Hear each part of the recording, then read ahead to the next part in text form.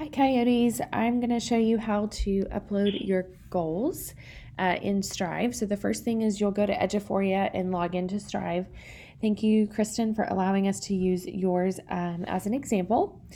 If you were in Coppell before, you on this evaluations tab may see your goals and walkthroughs in the archived section, and hopefully that's where they are and they're not still in the active. If they are, let me know. We can look at that together. If you're new, you won't have anything there, but you will start to see walkthroughs coming through next week in part of your Strive. So there's two places you can actually enter your goal. You can do it on this evaluations tab, but you can also do it on this goals tab. So let's click on the goals tab, and we're going to add a professional goal. And we're going to start with the campus goal. So you can copy and paste this from the slideshow from staff meeting. It's also in the blog this week. So I will contribute positively to the culture of our school community by focusing on the social, emotional needs of our learners and staff. We didn't talk about this in the meeting, but we talked mostly about learners, but we added and staff because we think it's important as a professional learning community that you're also taking care of each other's social emotional needs. So there are some action steps that you could do, such as, writing notes to your team members, maybe putting yourself on a schedule a certain amount of times a year, things like that might contribute to that social emotional side of working as a team. Your start date will be the day that you enter it, and your completion date needs to be towards the end of the year. So we're going to go with May 1st. You may end up having your goal setting at the end of the year before this date, and that's okay. We can address that when that time comes. Your success criteria, we talked about learners will be aware of their strengths and areas of improvement. Learners will advocate for themselves and self-monitor. And learners will identify their interests, passions, and gifts. And you can also think about ways that it might be successful for your team. So maybe a success criteria would be that your team functions as truly the definition of a team, and you take care of each other's social emotional needs as well. So you can add something about that. You need at least 3 success criteria. And then we talked about the fact that this goes with T-TESS standard 2.1, achieving expectations, and 1.3, knowledge of students.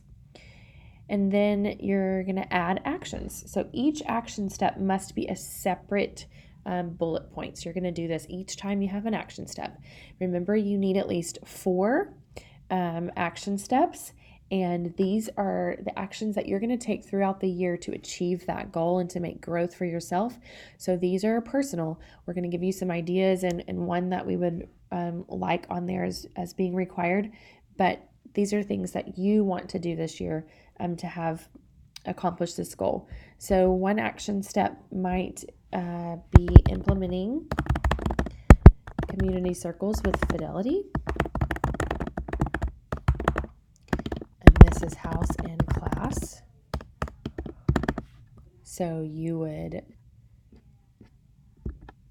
that would be throughout the year. So you could put the May 1st date because you're going to be doing this throughout the year. And save that.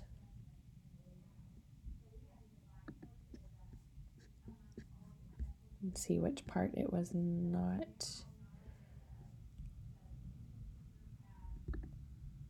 Oh, you have to click add to goal first. Then it will let you save it. Really though, you will need each action step listed separately. Even if it's something you're going to do throughout the whole year, go ahead and give yourself some checkpoint timelines. So let's say you plan on doing morning check-ins with your learners. Give yourself a couple of dates throughout the year where you're going to check on, am I doing that, and is it successful, and maybe changing the questions. So maybe you want to say that you're doing that in October and you're doing that in February and you're doing it in May. You just can't have all of your action steps all be at the end of the year, and you can't have them all just be at the beginning of the year. So you need to have action steps spread throughout the year.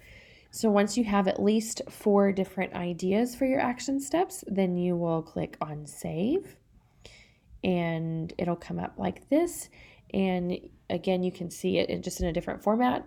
And if you want to go back and add any additional action steps, you can. And you can also edit them. And we will help if there's ideas we have to add to. We can talk about that in goal setting meetings. So we can always edit it, but just go ahead and have it in there and complete so that we're ready to talk about it on your goal setting meeting. And then do not submit for approval yet. Once you get to your meeting, you can do that, and then that'll mean we can see it, and so we can talk about it and make sure it's ready for submitting.